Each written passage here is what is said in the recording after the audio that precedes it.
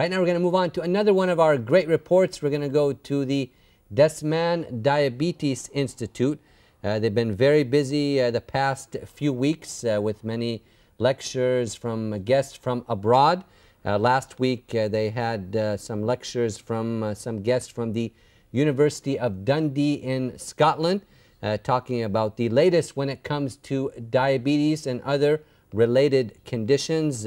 The lectures were attended by a large sector of the public who came out to find out more information about diabetes and the other related conditions. Let's now go to this lecture and see what was said. Stay tuned.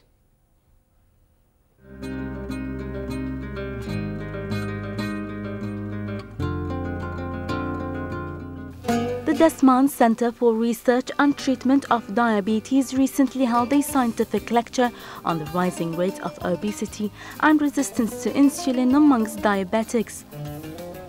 The lecture was delivered by Professor Andrew Morris, the Director of the Biomedical Research Institute of the Scotland-based University of Dundee, to stress on the role of biomedical research in preventing and treating diabetes. Today I spoke about an old friend that we use in diabetes treatment called metformin. People with diabetes need to look at diet and exercise, but many patients also need tablet therapy, and metformin's been used for over 53 years. I entitled my lecture "The Rise and Rise of Metformin" because recently we have discovered that metformin not only is good for lowering blood sugar, but also has considerable other benefits in terms of protecting people with diabetes against heart disease, and recently some intriguing evidence that it may even protect against cancer. So more work is needed, but certainly I think that metformin is on the rise.